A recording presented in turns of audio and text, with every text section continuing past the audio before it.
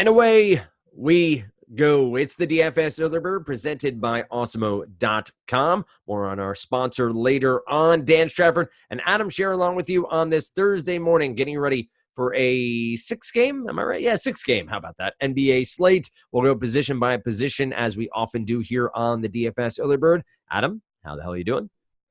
Doing good. I had said to Lofty on the deeper dive yesterday. I'm really enjoying these 6 to 8 game slates. I think that it's fun to talk about because there's enough games where there's like different plays, but you can also get into it a little bit more. And then I enjoy playing it too, since ownership gets spread out, but you also don't have to be like absolutely perfect. So well, it's good. I'm really enjoying it. It's good that you finally started listening to Dave and I doing podcasts together for the past 6 years, where we've talked about the wheelhouse being. I'm kidding. I'm just busting Adam here. Yeah.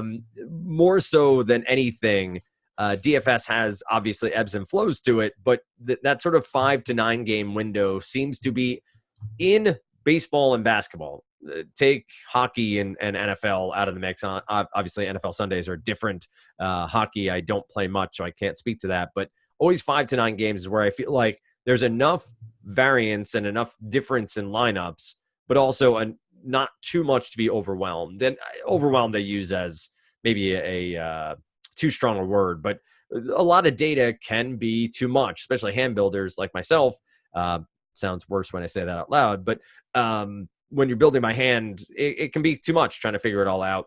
Also, I'm sure when you're crunching data and trying to figure out exactly where you're going, having 13 games on a slate can be a little bit more than you want to deal with. So these games through Super Bowl Sunday, I haven't checked the schedule beyond Super Bowl Sunday, have been at least set up pretty well by the NBA to maximize on eyeballs and from our DFS perspective to maximize on what we're trying to do. As I said, we'll go position by position. We will look at game totals. We'll look at lines, whatever necessary information there, and we'll talk through everything that we think is the first data you should know heading into your research on Thursday. NBA Strategy Show in the morning. That's available on YouTube for free. You get the deeper dive at 5 p.m. You get live before lock at 6 p.m., leading you to 7 p.m., which is lock on the East Coast. Obviously, subtract an hour as you go through to the West Coast. But also be aware there are tons of free tools behind the paywall at Awesemo.com. I'll get you some promo code information in a little bit as well. So, Adam, we kick off at point guard, where not a ton of injuries. You know, this is a slate that has Josh Richardson, out. Jamal Murray is out. You have Al Horford, I think, listed as questionable. Pat Bev is currently probable. So not a ton of injuries necessarily that are going to bog us down. I think Jordan McRae is out, but enough here maybe to make an influence one way or another. But we start at point guard where there's not a ton of injuries, not a ton of intrigue to start the day. You have Trae Young against Philly. We know their defensive prowess. We know that at center we do have Joel Embiid back. Maybe Horford's out. Hurts that second unit a little bit. But Trae Young at 9'9", his upside screams play me here to me at 9'9". I know Philly's a good defensive unit. I assume he'll be under-owned. Am I wrong to think Young could be somebody that could break a slate here on Thursday night? No, you're definitely right that he could. I think that at his price point and in this matchup, ownership will matter to me, because one thing I do notice looking at the point guards at the top is that on DraftKings, you have a $1,000 difference between Trae Young and the next closest guy, which is Ben Simmons. And you do have some pretty good options on this slate in some pretty appealing matchups. So Young very clearly can go for 60-plus fantasy points and put you in a really good position to win a tournament. But if he were to be, 20, 25% owned or something, then I would be fine taking my chances going elsewhere. So I think, the minutes are obviously really nice. The assists are great. The assist percentage is really high with John Collins back in the lineup as well. And the usage rate is still really high. So I think Young is fine. It's just if a large percentage of the field's going to go there, I would be perfectly fine saving $1,000 and going to a Ben Simmons or something like that. Right, and that comes down to range of outcomes and what you project, right? Of if he's 20% owned compared to 8% owned, the 12% there makes up a lot of the range of outcomes of the higher upside of what he may do. You mentioned Simmons. We know what the upside is with him. Atlanta, clearly a team that does not protect the rim. That plays into what Simmons does well, getting to the rim, dishing the ball off. Obviously, Embiid will be a good play here as well. But we have Russell, Kemba Walker, Graham is at 7,700. Van Vliet, Fox, Lowry at 7,500. Pretty tightly compact price points here on DK. Who of the rest of the field, Simmons on down, do you at least consider here as potential plays at point guard? I'm really interested in Simmons because you got an $1,100 price drop on DraftKings and you get a really, really good matchup against Atlanta. Embiid coming back, it doesn't help Simmons. I mean, we saw Simmons playing really, really well without Embiid. But the flip side of that, and the thing that kind of burned me while Embiid was out, is there's not a big difference in Simmons' usage with and without Embiid. He was able to be a little bit more aggressive and get to the rim during those games. But if you look at the course of the entire season, there's not a huge difference there. So the price tag I think is really appealing. He should still play big minutes. And I think there's at least a chance that people kind of back away from him because he had a really bad game that coincided with him being back last time out. But that was a game that it wasn't a particularly appealing matchup anyway. But on top of that, Raul Neto got really hot off the bench and stole minutes from Simmons. I think Simmons ended up playing like less than 30 minutes or something like that. So there's no real reason not to expect him to be back at 37, 38 minutes at least against Atlanta. So I think Simmons looks really good. Kemba is 7,900 against Golden State. Tatum is questionable. If he's out, great spot for Kemba again. If he's in, then less appealing, but still a good matchup against a relatively fast Golden State team that doesn't play much defense. And then you also have Devontae Graham, who dealing with the illness last game was scratched and then unscratched and then had a bad game. But now he gets to face the Wizards, which tends to cure a lot of things. Is it unscratched or de-scratched? What? I'm not sure. I don't remember the last time we ever dealt with that, so I don't think I have a word for it. I think I'll go with unscratched. I like that. Re-scratched again or scratched again. Scratched in the opposite direction. I kid, obviously. Now, if I'm reading NBA Wowie, which is over at More Funds, correctly, Ben Simmons' assist percentage actually goes up with Embiid off the floor. Is that surprising to you? Not really, because – and granted, I don't watch a lot of Sixers games, but kind of just trying to think through it. You have Embiid posting up a lot. Like a lot of times you have Embiid just kind of pounding the rock and posting up. Whereas if he's out, I would think you're getting more Simmons attacking the rim, kicking out to Harris to knock down a three, kicking out to Horford to knock down a three. That makes sense. That makes total sense to me. So let's continue on here at point guard, where we do get into some questions around some of the mid-tier. You have Colin Sexton against Toronto. Lou Williams, who I think is hopefully getting back into the role I really liked a few weeks back. You have Paul George, you have Kawhi Leonard in the starting lineup. Lou Williams sort of as that off-the-bench guy. I know he's moved back and forth between the starting lineup and the bench, and with George probable to play. We'll see exactly what Doc Rivers decides here for the Clippers. Marcus Smart is at 6,200 against Golden State for the Celtics. He's been playing pretty significant minutes the past three games, 32, 36, and 36 minutes respectively. He can't shoot. He seems to have forgotten any offensive skill he's ever held in his body, shooting 3 of 13, 3 of 12, 3 of 14, but still putting up decent points. Jamal Murray is out, so you talk about a Will Barton or even a Monty Morris with potential upside. What do you like from mid-tier on down, maybe run it all the way through to potential cheap plays at point guard on this slate? Yeah, so it's kind of an ugly mid-range. Lou Williams' salary is fine, and the matchup against Sacramento is pretty appealing. But with Paul George expected to come back, if Doc Rivers is using rotations similar to before George was injured, then you have Lou on the floor with at least one of Kawhi and George, which takes some usage away from him. Marcus Smart's price tag came up with Tatum out. If he's back, naturally he's going to be a little overpriced. Will Barton's salary looks pretty good. It's not a good matchup against Utah, but $6K for him, I think, is pretty appealing. Draymond coming off of the really good game where he finished with, I think, 9 points, 9 assists, and 11 rebounds because, of course, all I needed was him to get any of those to get a double-double for a lot of money. But, now obviously a tougher matchup against Boston at a more expensive price tag, so that's not really that appealing. Beverly at 4,900, I guess, is okay. It's really, I like the top of the point guard position, and then it kind of just dies out for me.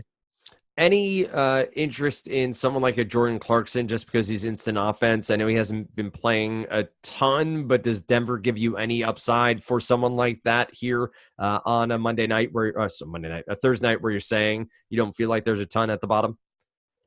Yeah, I think that's fine because for one, Denver's really been struggling defensively. For two, you can get plenty of small lineups for Denver, still playing without Millsap. So, you're seeing a lot of these lineups that have Barton, Craig, Harris, Beasley, some combination of the three. So potentially maybe you get an extra minute or two for Clarkson. The peripherals for him really haven't been there since joining Utah, Right. which I think makes sense because he's playing, even though he's coming off the bench, he's playing a lot of minutes with Donovan Mitchell and or Mike Conley. So it makes sense that he's become really scoring dependent. But like you said, he is still instant offense. He is capable of going out there and putting a lot of points on the board in a hurry. So I think that with it being a relatively weak position outside of the top, him being at 4,100 here is not bad. All right, let's talk shooting guard next. Bradley Beal is our most expensive shooting guard, 9,400 on DK. I'll talk a little bit about our sponsor momentarily, not DraftKings. I'll bring that up momentarily. As I said, Bradley Beal, Paul George is listed as a shooting guard and small forward on DK. Obviously, MPE helps us out a bit. He's coming back from a hamstring issue. Have not seen any discussion of a minutes limit on him. I can't imagine they're going to play him a full load, but we've been, surprised there before. He could go out and play 36, could play 28, could play 12 in this matchup with the Sacramento Kings, but he's 8,200. Russell VanVleet, all these guys are MPE, right? So we're going to get them either at point guard or at small forward. What are some names here that as we scroll through shooting guard, you want people to keep an eye on? When the hell did Paul George become a shooting guard on here? I would say tonight. Honestly, okay. I just assumed I'd clicked the wrong button and was looking at the wrong list. No, of players. See, I think everyone knows I once worked for DraftKings, so I have to stipulate that as the journalist in me says so. But DK does some things where they just decide on a given slate they're going to screw some things up, and I get that each slate is different and daily fantasy is meant to be each day. But some consistency in positional eligibility would be fantastic. That means from a 6-game slate to a 3 to a 12, just knowing, and I know it's positionless basketball, I get it. And I get that we're getting to a point where, a point guard and a wing, a small forward are pretty much the same player. But damn it, just let them play in a position for a little while let us get used to it. But anyway, I digress and we'll leave that for a different podcast at a different time. But what do you like at shooting guard? Yeah, so obviously keeping an eye out for some kind of word on Paul George's minutes, but 8,200 is a pretty nice price tag for him against Sacramento, especially, and we won't know this beforehand, but especially if, like I said, if Rivers continues to stagger him and Kawhi so that you're getting some run without Kawhi out there. Beal is, I think, still affordable. You did get a pretty big price jump after his monster game against Milwaukee. Charlotte is the slowest team in the league by a very wide margin, but they are not good defensively. So I still think that Beal is a reasonable option, especially because his minutes have come back up. VanVleet's playing huge minutes, not a fast-paced game against Cleveland, still kind of expensive. Rozier at 7,300 has a really good matchup against Washington. So I think, again, as long as we don't get some sort of really strict restriction on Paul George, I like him. I like Beal. I like Rozier towards the top. What do you make of a price point of 7,300 for Rozier? Is there when you're going through slate, I know you're multi-entering, I know you're trying to figure it all out. Is there a high point for someone like Rozier where you'd say, hey, at 8K, I'm getting 0%, or I'm saying I don't want him in my player pool, or see somebody that for you gives you enough flexibility that you're not really worried necessarily at 7,300? I normally don't get much Rozier at all, even at 67 or 6,800, but playing the Wizards makes things a lot more appealing. This is the team that I think they've gone over 285 2 games in a row. Yeah, that sounds right. Right. They don't play defense. They play fast. They're getting healthier, and that makes them worse defensively, which I don't think is a fluke. You're getting fewer minutes from Bonga, fewer minutes from Peyton, more minutes from guys like Thomas Bryant. So it's just I'm willing to pay prices that I'm normally not comfortable with when guys are playing the Wizards. That makes sense. Let's roll on the rest of shooting guard. Anybody else you get down into the ranks of Buddy Hield in the mid-range, Lou Williams we've talked about already, Kevin Huerter, I think may be the only shooting guard, along with Damian Lee, are two of the only shooting guard only players on the slate. We do have Gary Harris down at 4K. We know we have some injuries there. Anybody you like on the cheap end at shooting guard? It's okay if it's not. That's for Yeah, sure. I mean, Bogdan Bogdanovic's price tag is appealing. I really don't like him as a starter because he's most productive when he's not playing alongside De'Aaron Fox. But at the same time, if you can get around 30 minutes from Bogdanovic at 4,800 on a 6-game slate, that's not terrible. Kevin Huerter's price tag is affordable at 5,300, considering how many minutes he plays. Again, his usage and assist percentage come down when he's playing alongside Trae Young, and it's not a great matchup against Philly. But anytime someone plays 34 plus minutes at 5,300, they don't have to be that productive to be a good option. All right, Adam, we're going to move on to small forward next, but I have to insert an ad read here. So if you want to check out for 35 seconds, you're more than welcome to. So don't forget, the future of daily fantasy sports has arrived. Experience SuperDraft's exclusive game mode multiplier. Say goodbye to salary restrictions and hello to lineup freedom. Use your fantasy sports knowledge and Osmo's free SuperDraft projections today to draft any player you want and build your very own dream team. Countless lineup possibilities. Let your experience daily fantasy sports the way you want. SuperDraft offers contests for NFL, MLB, NBA, NHL, and PGA, so you can enjoy the best of DFS all year round. Sign up for SuperDraft today using promo code AWESOMO and claim your free $20 in super cash with your first deposit of $100 or more. Download in the App Store or play at superdraft.io. SuperDraft, no limits, more winning. We move on with the DFS Other presented by Osmo.com. We move on to small forward, where we have a lot of the names we've already mentioned at shooting guard, but we have Kawhi at the top. So Kawhi's 10-8, Jokic is 10-1. We have Trae Young at 9-9, 9-4 for Beal, and then Embiid 9-3. I'll ask you the question at the end of those 5, which you want to build your lineups around. But with that context, how do you like Kawhi Leonard here at 10-8 at the small forward position? Not that much. It's kind of similar to me to the Damian Lillard situation with McCollum back. Leonard still can easily beat that salary in this matchup. He's still obviously really good and a really productive player, but the salary is higher than it would have been, had Paul George played the last 5 games or whatever it was. And so, kind of by definition, he's more expensive here than he probably should be with George back. So that, combined with the fact that you do have some pretty strong players across multiple positions in that 8 to 9K range makes me not really that interested in Kawhi. Paul George would have to be on a pretty tight minutes restriction for me not to prefer him for like a 25% discount. All right, that makes sense. And I think you have Beal, Simmons, George, Tatum here, who I don't think we've talked about yet, is questionable. And I see that as an official Q tag with the groin injury. He has not played since the 22nd. I believe the Celtics have had 1 game in that interim. You have Hayward at 7,500. His price point has come up pretty aggressively over the past 4 or 5 games with Brown and Tatum being injured. Let's see, Memphis on the 22nd. So the Celtics have had 3 games in the interim. I was wrong there. 5,800. Gordon Hayward was 5,800 on the 22nd against Memphis. He's now 7,500. You have Tobias Harris at 7K, Hield at 6,800, Powell at 63. We sort of run through a lot of the same names. Michael Porter Jr. up to 5,700 over his early season low point. Richardson is out.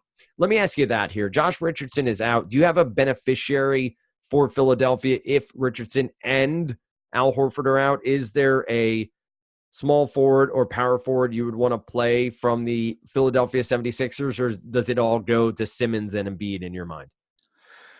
It should go to those guys plus Harris getting more usage. You get the thing with Philadelphia is you get more minutes for guys that aren't really that productive. Sure. You get more minutes for Milton. You get more minutes for Thibault, who was just replaced in the starting lineup by Milton last game. Potentially more minutes for guys like Korkmaz and Ennis.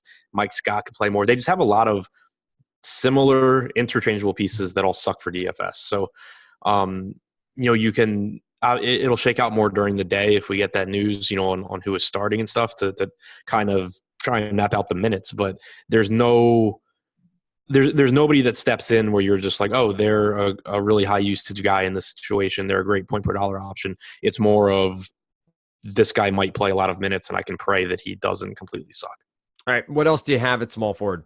Anybody that stands out? Anybody that you think? I mean, you mentioned Harris. We have Heald here. Bogdanovich, the other is available. Bojan at small forward, power forward. Anybody that you think is worthwhile? Yeah, I think Bojan Bogdanovic is a pretty good option. He should play 33, 34 minutes. Denver struggling defensively. His salary is still affordable. Troy Brown's price tag came up to 5,600. He should still get a lot.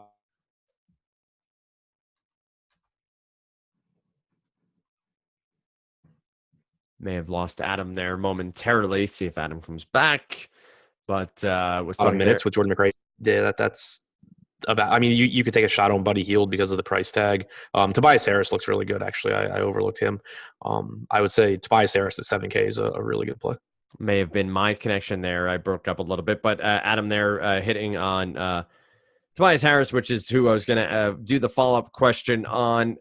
Looking through the cheap end of the pool, Adam, you have Nicolas Batum. I assume those France numbers were simply because of playing in his home country, right? 34 minutes. We're not going to see that again from Nick Batum for a long, if for the rest of his career time. Right. Yeah, he went back to the bench.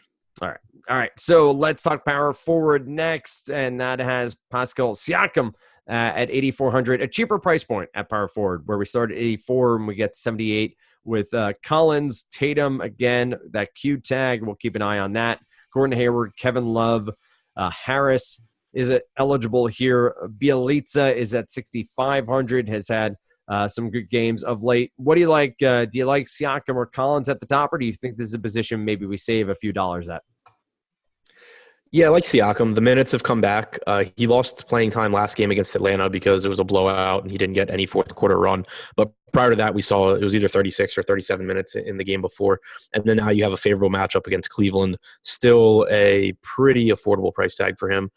So I think he looks pretty good. John Collins had a monster game last time out, but I still just have trouble paying for him right now because he is a little bit more productive as far as rebounding goes at center, but the usage takes a hit when Trae Young is out there. It's not a particularly appealing matchup against Philly. I would rather, if Tatum plays, go to Tatum. I'd rather take a shot on if Horford plays Horford against Atlanta than go to Collins, I think. As we look through the mid-tier and maybe making our way down to the cheaper end of the pool at power forward, I mentioned Bielitsa before. Talked about Porter a little bit at small forward. You have Nance Jr. at 5,600 for the Cleveland Cavaliers. He's been playing in the mid-20s minutes-wise, but does have a bit of a higher upside, I think, at this price point and at those minutes. Is Larry Nance Jr. in any way viable against Toronto, or is this defense and rebounding for the Raptors just too good for an upside game from Larry Nance Jr.? I prefer him in faster. Well, I prefer everybody in faster paced games, but especially somebody Sure. like Nance who, just does a lot on like the offensive boards and rebounding putbacks and stuff like that. It is with Gasol out, it is a spot where I think you could see Nance closing. Serge Ibaka and Chris Boucher, neither one guys that I think necessarily keep Nance off the floor. And we have seen John Beilein seemingly favoring Nance in matchups that could go either way recently. So I think he's okay. I don't feel really strong. Like I think I would rather take a shot on PJ Washington at 5,400 against Washington because the matchup is more favorable, obviously, in terms of pace and defense. Washington is close to a lock to play more minutes than Nance. So I think I would rather go there. I thought it was just going to be the name narrative, right? Yeah, PJ that's Washington. Yeah, exactly. Washington on the season bottom 4 in points in the paint against, not surprising there, Charlotte is bottom 5. So do you have any interest in Thomas Bryant if we can project him? And I don't know if we can or not. I know you do a lot of minutes projections at similar minutes to last time out where he got 32 against Milwaukee. I know it's a blowout, but. Yeah. I mean, he played well in that game. I don't have the popcorn machine in front of me because they still haven't loaded those games. But yeah, we kind of been waiting for Bryant to get back to a lot of minutes, and it was kind of weird that he hadn't. But played big minutes there, and I think that McRae being out potentially could help in that regard as well. It is a favorable matchup for him too. So yeah, I think Bryant looks pretty good. Just. There's still downside risk for him because Scott Brooks' rotations Yep. are so weird outside of basically Bradley Beal. But the fact that he did play so many minutes, at least we know that there's not a minutes restriction in place. Like, he does at least have that upside now. He played, looking over again, Add More Funds is a site that you can use as well, according along with popcornmachine.net. Thomas Bryant played about 6.5 minutes in the first quarter, about the same 8:52 in the second, and then played the entire third. No, sorry, not 8:52. He played 2.5 minutes in the second, and then the entire third and most of the fourth. So that's when the blowout started, was in the third. So maybe he got a little bit of blowout run and then all of it in the fourth quarter. But they left the starter, or they played their normal guys. Like Washington actually came back and made that game competitive. In the third, right? Into the fourth? Yeah, third into the fourth. Yeah, so Bryant played the entire third quarter. Okay, got you. Yeah. So take that for what it's worth. This is over on Add More Funds /NBA/GameFlow Popcorn Machine. Very similar data that is available there as well. But he also played extremely well. So right. Whenever it always scares me when you get a game like that with a guy that hasn't been playing a lot of minutes, plays really, really well. Price tag goes up, and you're like, well, he probably plays big minutes again, but we have no idea what happens if he doesn't play well, like how quickly he gets yanked. Well, and I think that's where it becomes intriguing for people who MME with ownership, right? Like if you start to see Bryant at double-digit ownership, stay away, because you can't really project, or at least maybe to my point of view, you can't project accurately or comfortably what he might do. Sub 5% ownership, maybe it's worth a little bit more. Is that an accurate portrayal, like to take the risk on the potential upside of a Thomas Bryant? Yeah, I mean, I would. I know that's a very basic double-digit ownership's too hot. Yeah, got it. Yeah, yes. But the I agree with the concept. Like, it's something that I don't think gets talked about too much in NBA DFS. There's obviously a range of outcomes and it varies for each player in terms of projection, what their standard deviation is based on their median projection. But for a lot of guys, like some guys, and in this case, Bryant's one of them, you also have a pretty wide range of outcomes on minutes, which is totally different. So with guys like that, you just want to be more aware of the fact that, their range of outcomes is huge, because you have two different things, their production and their playing time, that is volatile. And so if they're getting a lot of ownership, you can lean towards to not getting there. And then, the other way around, if the field has decided that they just can't possibly do well here, you can take advantage of the fact that nobody really knows anything and be overweight. I'm a big fan of realizing everybody knows nothing or nobody knows anything. I've realized that in life. As a parent, I've realized that very much. But anyway, well, I digress. Let's talk center and then close it out. We have Jokic, we have Embiid, we have Gobert, Serge Ibaka coming off what I remember to be a very big game last time out, I believe. Against Atlanta, not surprisingly, not tons going on there in the front court for the Atlanta Hawks. So I guess that's where I need to go back to. Joel Embiid coming back from injury, and we know that was, I think 3 weeks he was out.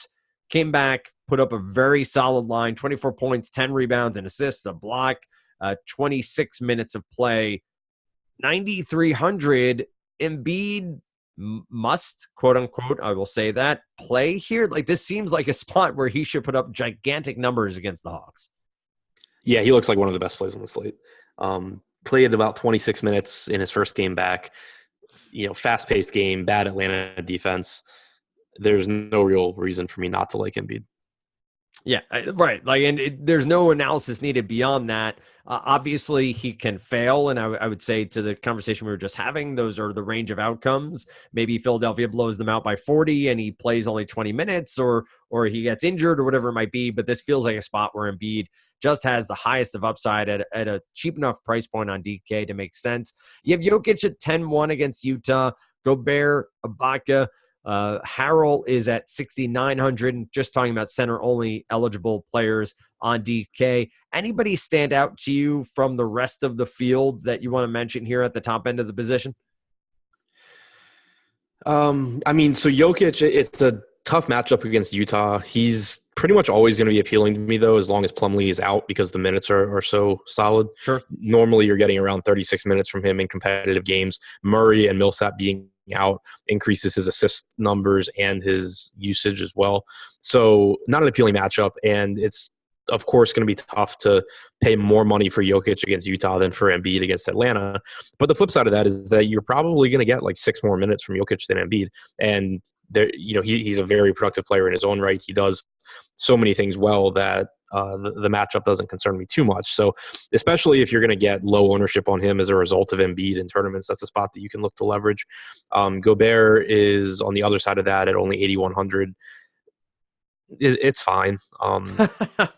It's a really weird price point because I think 8,100 for Gobert is fine, but you have 9,300 Embiid a little ahead of him or a little above him in a better spot, I think, and then you have $7,100 Ibaka without Gasol playing probably 30 plus minutes against Cleveland, who I'd rather get to too. Also, so it's just a really awkward price point for Gobert. Yeah, agreed. Like Gobert feels like that. And I know not as many people are playing cash games, but he feels like that sort of cash game option at that price point where you're like, sure.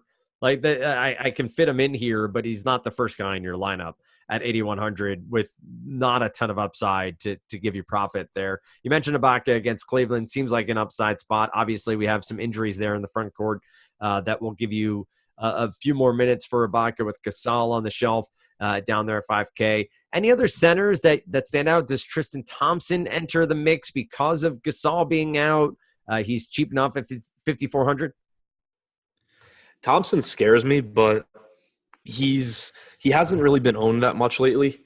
And if that is the case on this slate, then I'm interested because it's another. It's similar to what we talked about with Thomas Bryant, but in recent games you've seen against the Wizards and the Bulls, Thompson didn't close. You had a blowout against Detroit, so obviously he didn't play the fourth quarter there. But you've seen Larry Nance steal minutes from him down the stretch, and I think that's a legitimate concern. But on the other hand, I would guess that there's more than 0 games between now and the end of the year where Tristan Thompson plays 34 minutes and closes. So at 5,400, if that happens, he's probably someone that you really want in your lineup. I think that if he gets a lot of ownership, you can pivot to, a PJ Washington at the same price point. You can pivot to Thomas Bryant. You can pivot to Cody Zeller against Washington. But if he's going to be really low owned, like he has been on recent slates, I think that rostering Thompson and hoping that you get one of those games where he gets more minutes than normal is a pretty good idea.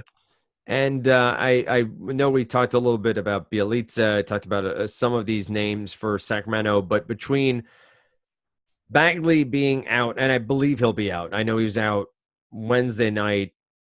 I assume he'll miss Thursday night. I can't imagine him playing in that situation. You have Rashawn Holmes still out. Is there anyone from Sacramento's front court that jumps up because that? No one, right? Like there's no one that you really stand out on this slate.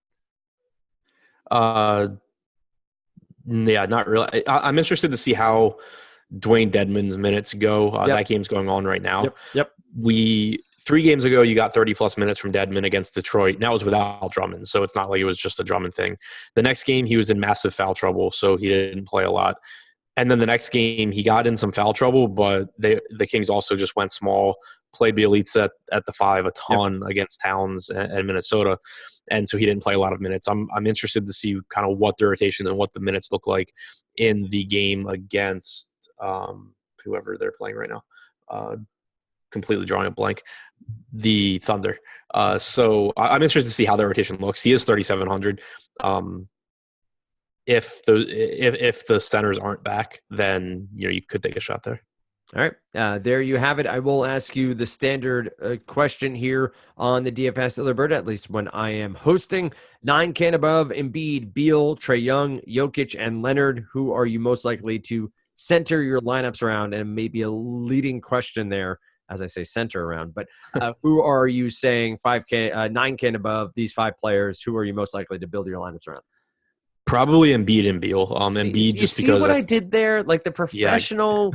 leading of the witness. I just, I know you studied law for a semester and a day. So shout out to Motown Mauler over there on Twitter. But all right, go on. I don't want to cut you off. Yeah, no, just because Embiid has the most favorable matchup, the fewest minutes out of that group, Yep. basically 100% of the time. But the most favorable matchup, and then you have Beal at a cheaper price tag than the other three playing huge minutes against a bad defense.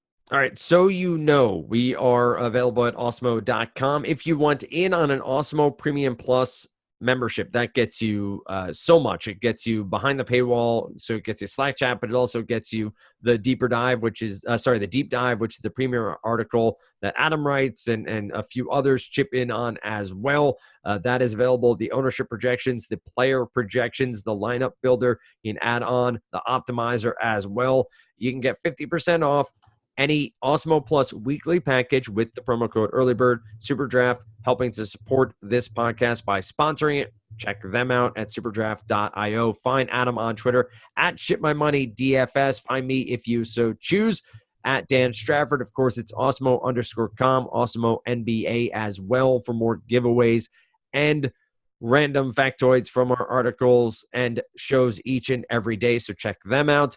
With that said, tomorrow morning you get Lofty and myself. Best of luck on this slate, Thursday, 6 game. Tomorrow we'll be back with more NBA DFS Early Bird presented by Osmo.com.